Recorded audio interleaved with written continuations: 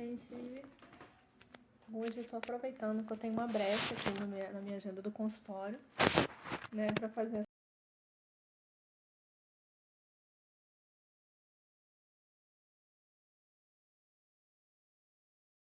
essa live pra vocês, né, uma live surpresa, literalmente, porque eu tive essa ideia agora, né, já que eu já tô aqui esperando dar o horário do próximo atendimento, por que não falar um pouquinho com quem estiver online e quiser conversar? Né? E a ideia é falar um pouquinho desse processo todo, né, de preparatório para residência, estudo para residência, como é a residência, falar do fellow, se alguém quiser saber do fellow também, poder trazer um pouquinho disso para vocês, né?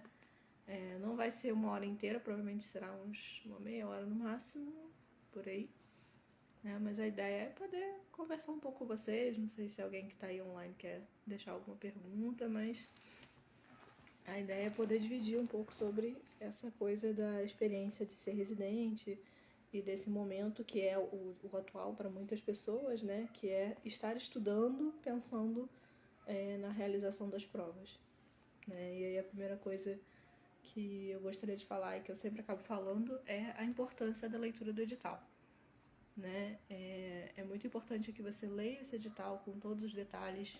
No caso do edital do INCA, eu fiz o vídeo lá para poder mostrar para vocês como é o edital, o que é importante, o que é explicado, poder detalhar essas coisinhas todas, né? Mas as outras residências também trabalham com essa ideia de edital.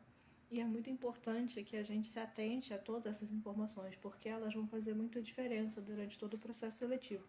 Até mesmo no caso de você perceber que durante a prova, ou seja ela objetivo ou discursivo, você teve alguma questão com a qual você não concorda com o gabarito, você poder entrar com recurso com isso.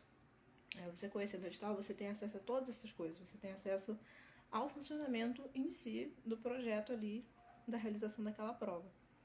Então, por si só, muito esclarecedor e até mesmo para te direcionar, né, nos estudos. Não sei se todas, mas a maior parte dos editais de residência especifica o conteúdo que você vai ter que estudar, né? Então, se não é uma lista, por exemplo, de conteúdos gerais, vai ser uma lista com referências bibliográficas.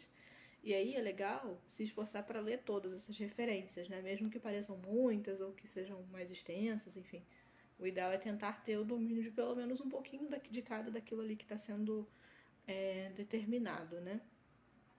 E isso também é importante, porque muitas vezes as pessoas ficam em dúvida se vale a pena estudar tudo, ou se vale a pena até estudar coisas além do edital.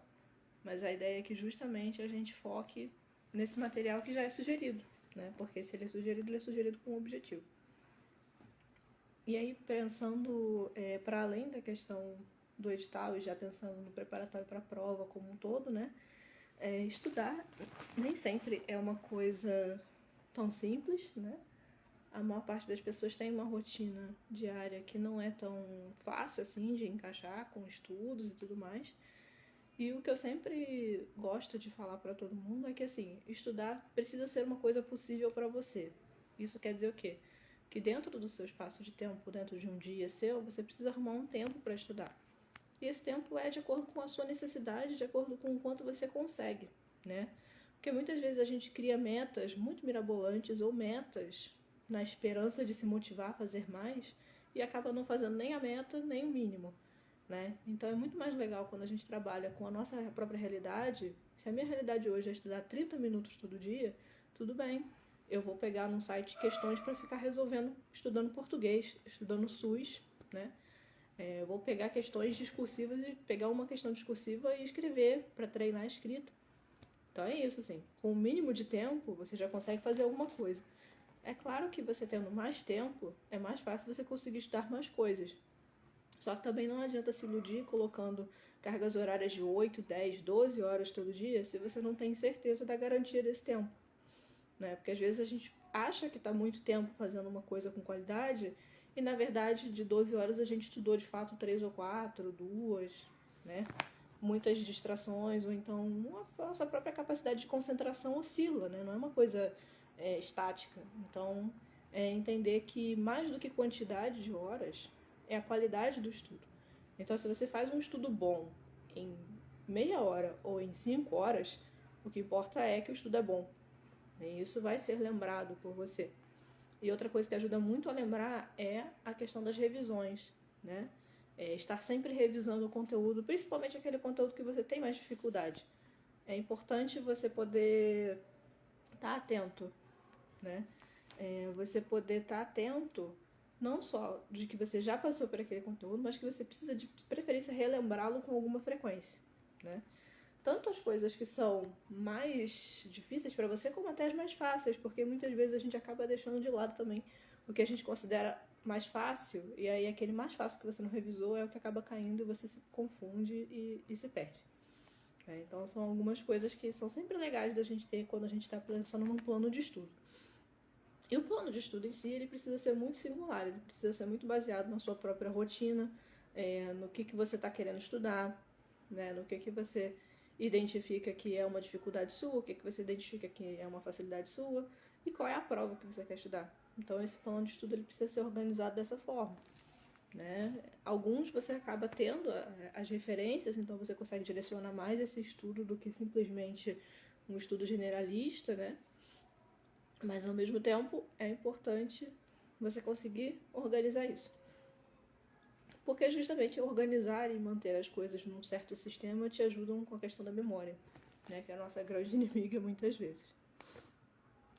E os formatos de prova, né? Pensando nas provas de residência, muitas vezes são provas que são muito pautadas naquele texto dito dentro da referência, né? Porque a pessoa que escreve a prova, muitas vezes ela não é psicóloga, né? Ou então até é psicólogo, mas a pessoa está se pautando dentro da referência do texto, né? São poucas as bancas hoje em dia que conseguem fazer aquelas questões que você tem aplicação teórica dentro de um caso clínico. Geralmente isso cai muito mais em questão discursiva, né? Mas são poucas as bancas que fazem isso. A maior parte das bancas elas focam em trechos do texto que você tem que dizer se aquilo ali é assim ou assado, né? Com base naquilo que você está lendo.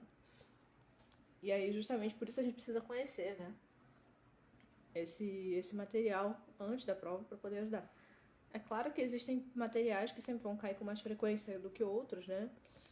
No caso do INCA, por exemplo, psicopatologia, com certeza você vai ter mais uma questão, porque é um conteúdo muito importante.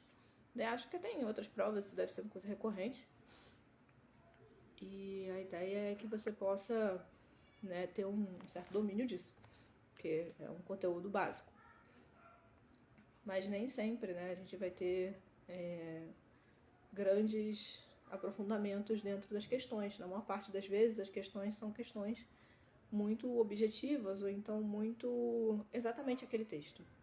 Isso também é uma coisa que às vezes dá uma certa aflição, né? Porque parece que você tem que decorar a questão, decorar o texto para você responder. Mas com o tempo, se você consegue entender qual é o raciocínio daquele texto, qual é o raciocínio daquele livro, qual é a proposta central daquele conteúdo, não vai ser problema para você ter que decorar também os conteúdos em si, né? As palavras ipsis literis, né?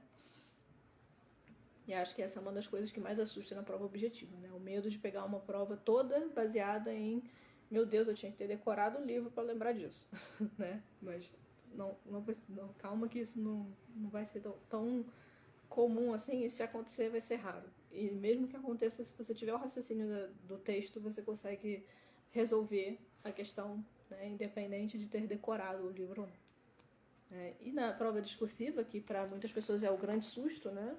Porque a gente, muito no passar dos anos, vai diminuindo esse costume de escrever, né? Escrever coisas mais extensas, ou então até mesmo de raciocinar e escrevendo, né? Isso é uma coisa que tem diminuído muito.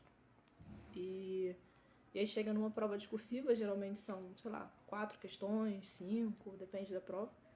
Acaba sendo um pouco assustador, né? Mas o interessante da prova discursiva é você conseguir fazer essa conexão entre o conteúdo teórico e muitas vezes alguma coisa que eles vão trazer de caso, algum exemplo que eles vão dar para você responder a partir daquilo, né? E o importante nesse processo de estudo para a parte discursiva é você treinar a sua escrita, tanto no sentido de escrever na mão, né? Escrever no papel, quanto de conseguir ser capaz de condensar raciocínios, condensar o seu saber, né? Aquilo ali que você estudou, para caber dentro de uma resposta. Essa resposta precisa ter uma quantidade X de linhas, né? Podem ser 10, 15 linhas, ela não vai ser muito extensa, mas também não pode ser muito curta. Então você precisa desenvolver aquele raciocínio ali dentro.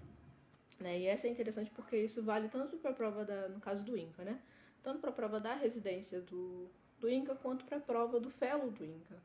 A prova do Fellow do INCA de Psicologia em Cuidado Paliativo justamente é uma prova totalmente discursiva. Você vai ter esse ano, acho que são 4 questões, né?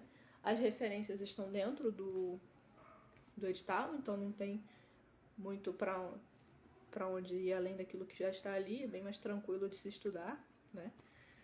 Mas você precisa pensar que você vai escrever pelo menos 4 questões aí, né, sobre conteúdos que vão ter algum direcionamento.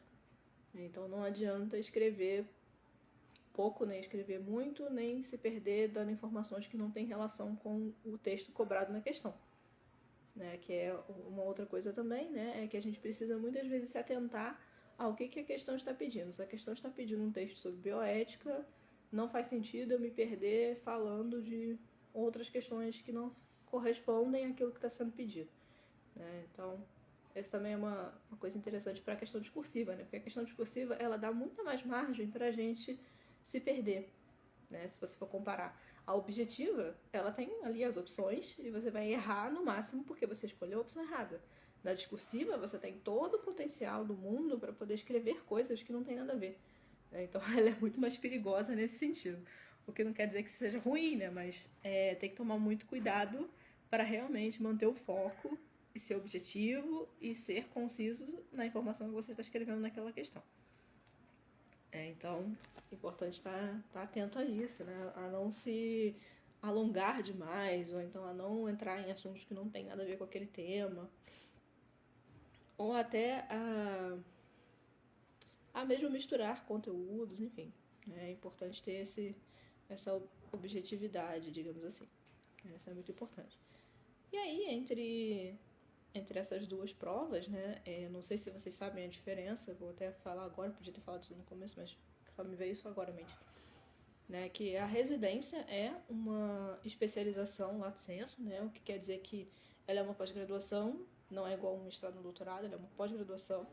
Ela tem 5.700 horas mais ou menos, o que quer dizer que são 2 anos com uma carga horária semanal de 60 horas, quer dizer que é bastante trabalho. E que esse é o grande diferencial da residência para outras pós, que é ter 80% de parte prática e só 20% de parte teórica. Né? Então, que é um curso de pós-graduação muito voltado para a área assistencial. Ele é muito dentro do campo assistencial. Você está literalmente dentro do hospital, se sua residência for em hospital, dentro da atenção básica, se sua residência for em atenção básica, enfim, você pode estar dentro de vários campos.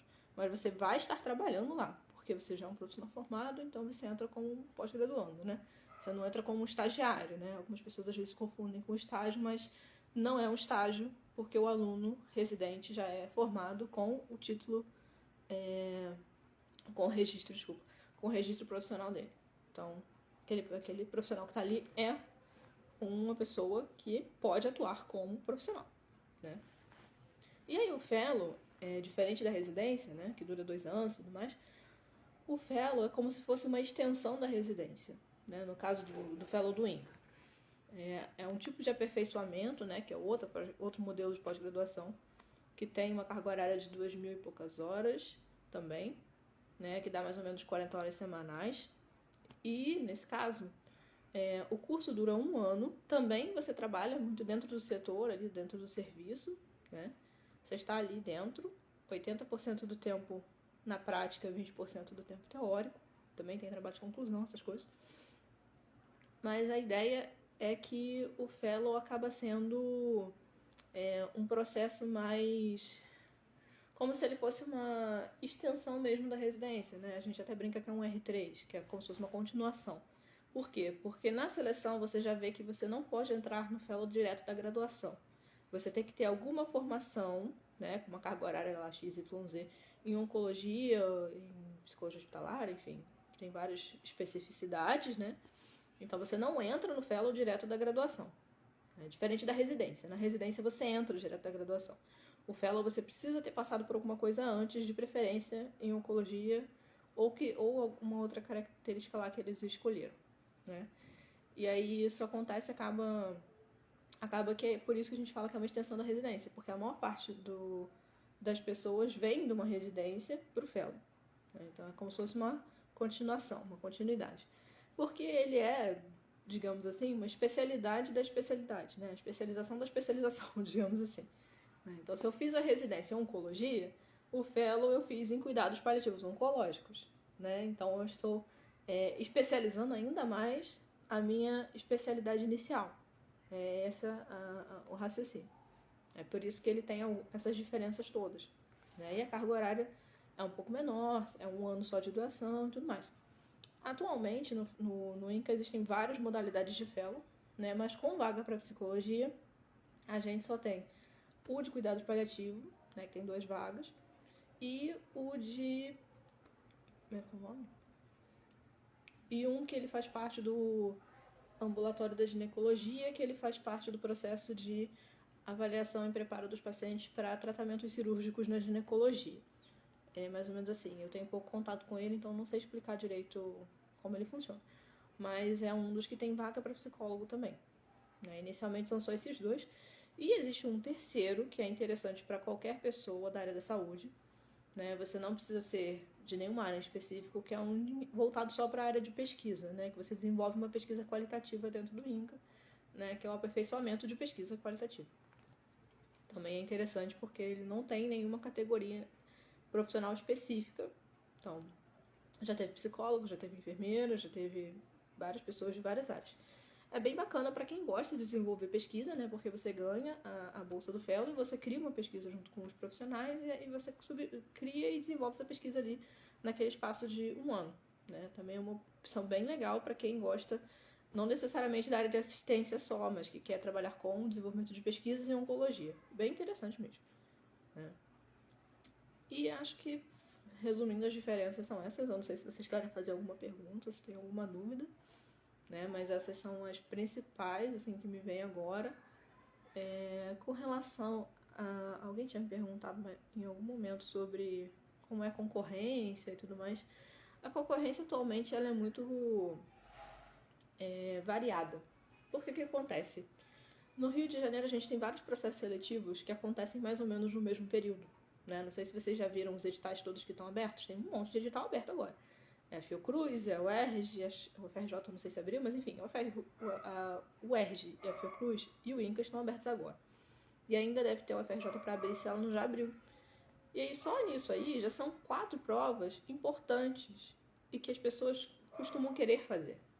Fora outras provas que aparecem também, né, do Instituto Fernandes Figueira, enfim, a do IPUB, tem várias outras provas aí que entram no cenário, né? E muitas vezes essas provas se atropelam, né? Você vê que vai ter prova uma depois da outra, ou 2 no mesmo dia.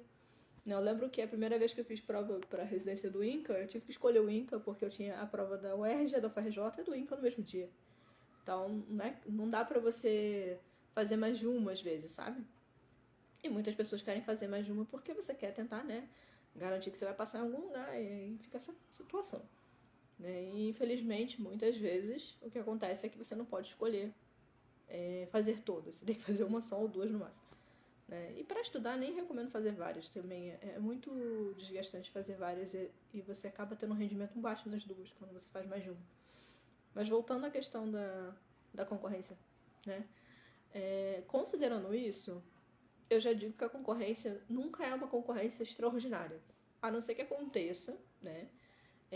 De as provas terem um espaço de tempo grande, as pessoas queiram fazer todas, cada pessoa fazer várias, né? E isso já diminui bastante. Ano passado, a prova do INCA caiu com uma prova que eu não me lembro agora se foi da UERJ ou se foi da FRJ, e isso fez com que a concorrência fosse muito baixa, porque as pessoas preferiram fazer a outra prova e não no INCA. Então isso tudo influencia muito, sabe? Porque o número de pessoas que vai fazer em relação ao número de provas que tem aí circulando. Outra coisa também que acontece, às vezes você se assusta porque você vê que tem, sei lá, 70 pessoas inscritas e no dia da prova não vai nem 20. Então, muita gente inscrita também não quer dizer muita coisa, porque as pessoas por vários motivos acabam desistindo esquece, perde o dia, perde a data, acontece alguma coisa e não vai, achou que ia conseguir viajar pro Rio e não consegue, enfim. Você tem várias situações onde as pessoas acabam não fazendo a prova, mesmo que você tivesse um número quantitativo grande de pessoas inscritas para fazer.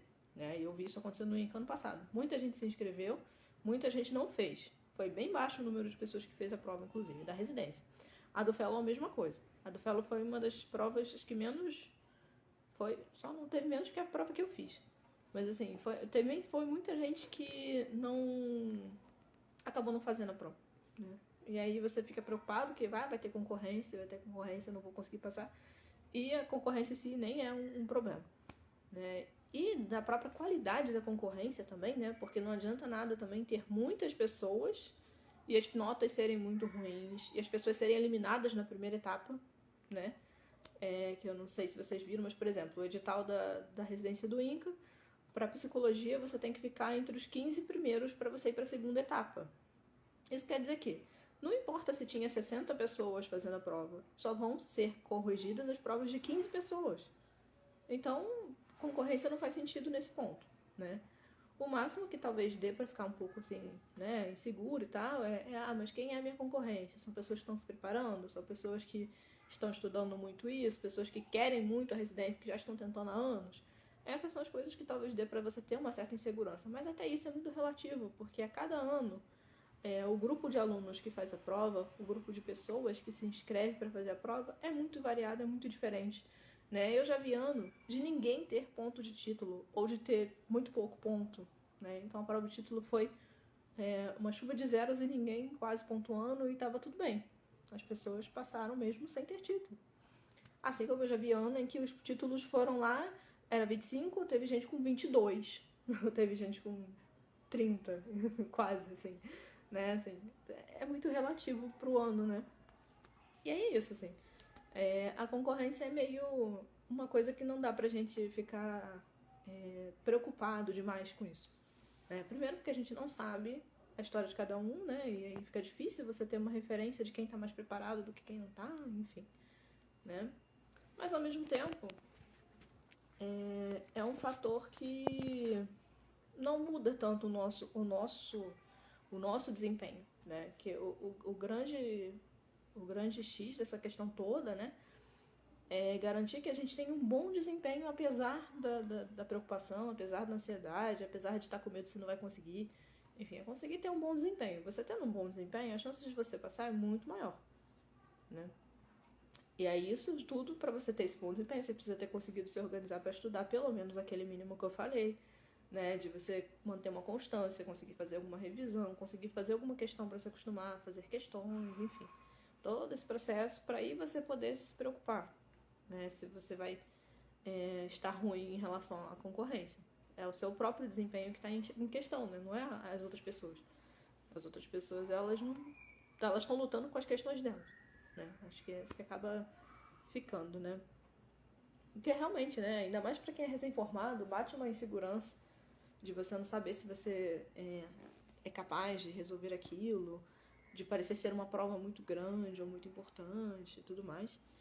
Quando que, na verdade, é mais uma questão, mais uma prova, mais um estudo que você vai passar na sua vida, né? Que você vai viver e você vai conseguir ir bem ou não conseguir ir bem. Né? Se você estiver atento às coisas, você vai conseguir avançar bastante. E se você não conseguir passar de primeiro, tudo bem também. Né? A grande questão é, você está diante de uma coisa que é um objetivo seu para sua vida? Por que você está fazendo essa prova? Por que você está fazendo esse curso? Para que você está fazendo isso? Se você consegue responder essas perguntas, você vai continuar tentando enquanto for, né, preciso. Enquanto você achar que faz sentido ainda tentar. Porque a gente também às vezes fica numa expectativa, né, de que vai conseguir de cara, de que vai ser rápido, vai ser fácil, e muitas vezes não é, né? Essa era a minha expectativa quando eu terminei a faculdade, eu tinha certeza que eu ia passar na residência, certeza. E aí uma das coisas que eu aprendi na minha vida é que eu não tenho direito a ter certeza desse tipo de coisa, né? E realmente eu teria passado, mas aí o que eu falo? Eu não li o edital direito, eu perdi metade dos meus pontos de título, e aí eu não passei porque eu não correspondi ao edital. Então, não passei por um erro meu, que é pior ainda. né? Mas enfim, o que eu tô querendo dizer é assim, né? É que assim, se você tá disposto, você quer fazer, se você quer tentar, conseguir na primeira, ou na segunda, ou na terceira, não faz diferença. O que faz diferença é você conseguir em algum momento, né? Então acho que esse que é o legal pra gente ter em mente, né? Investimento naquele projeto, ele precisa ser porque você tem desejo de fazer o projeto. Não adianta só porque eu não sei o que eu vou fazer da minha vida, porque me disseram para fazer, porque ganha dinheiro. Essas coisas todas não vão sustentar estudar para residência e, pior ainda, não vão te sustentar dentro da residência, porque esse é um outro problema, né? Às vezes a gente acha que a pior coisa é a prova, mas a gente esquece que depois vão ser 2 anos mergulhados num campo de trabalho intenso, né? Uma carga horária pesada, tendo que trabalhar e estudar e fazer trabalho de conclusão e fazer pesquisa para fazer trabalho de conclusão. Então, esses 2 anos também não são 2 anos a passeio, né? Ali dentro, fazendo as coisas só porque é legal e porque eu tô ganhando dinheiro, né? Não, você vai trabalhar de fato. Você vai trabalhar bastante, inclusive, né? Então, também é importante pensar nisso. Eu tô disposto a essa dedicação toda, antes e depois da prova? Que também, né? E se for o caso de durante a residência perceber que não é aquilo que você queria, que você não pensou, que fosse daquele jeito, que você não se deu bem, você pode trancar, você pode pedir afastamento, você pode inclusive desistir, né? Isso não é uma coisa errada. Muitas pessoas acabam optando por isso porque elas veem que aquele trabalho não faz bem para elas. Então, se você tem todo um acolhimento e uma tentativa de que aquilo ali seja possível para que você faça. Mas se você vê que mesmo com tudo que existe você não consegue dar conta, você não é obrigado a fazer isso até o final só porque, enfim, entrou e agora tem que fazer, né? Você também pode pedir para se desligar, né? É ruim quando acontece, mas entre a saúde mental da pessoa e se desligar, a gente com certeza vai preferir que seja a saúde mental da pessoa, né? Então acho que por enquanto já falei bastante. Acho que não teve nenhuma pergunta, né? Não tô vendo nenhuma aqui. Mas também eu fiz essa live, que viu, né, que fosse só um pedacinho. Vou deixar essa live salva, apesar dela ser uma live pequenininha e ser meio mais eu falando um monte de coisa aleatória do que qualquer outra coisa, né? Mas muito obrigada aí a todo mundo. Uma boa tarde, um bom final de semana.